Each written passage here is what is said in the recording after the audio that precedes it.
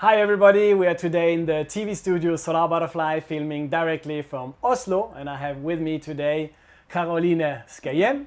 You are the head of content and sustainability for the company Brim Explorer. Brim Explorer are working for making sightseeing tours here in Norway.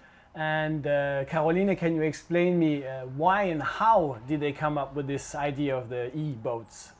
Yes, so it all started with Agnes and Espen having an idea of wanting to change how tourism was happening here in north of Norway. So they have a lot of experience from Iceland and wanted to take this experience to Norway and change the way that you did sightseeing tours and focus more on how the guests on board would learn when they were on board and create more memorable experiences with a special focus on how they built the boats. Building boats, e-boats, there probably you had big challenges. Yes, it's been very challenging. In the beginning, as a startup, it's normally the funding that is the most challenging.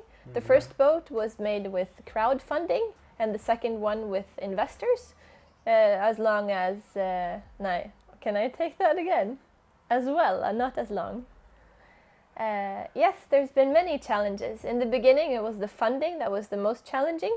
And then now, after a while, we started in 2019. So in 2020, Corona has been our biggest challenge so far. Oh yeah, so if you started right before the Corona, I can imagine a big challenge.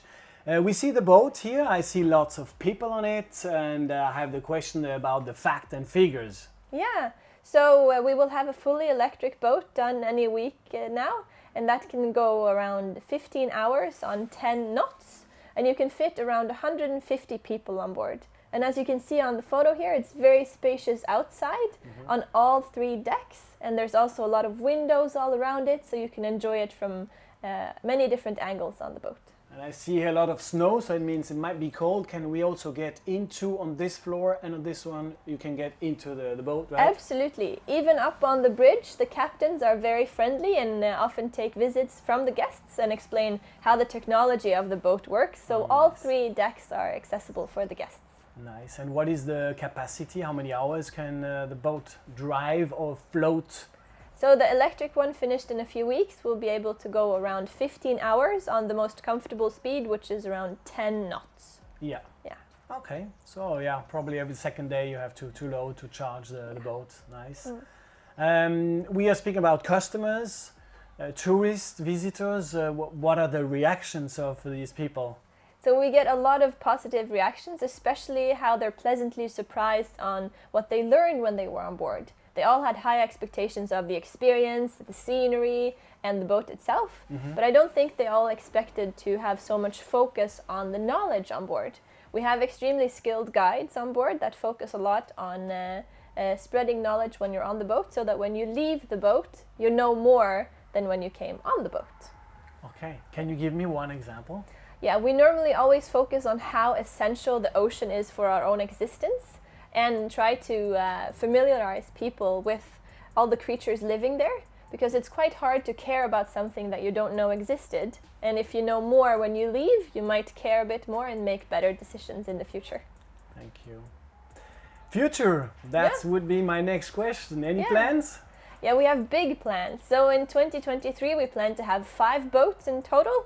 And we will expand also internationally in the future. We're trying to investigate a little bit on having boats where you can sleep on board, so you can be more like a small cruise type of boat.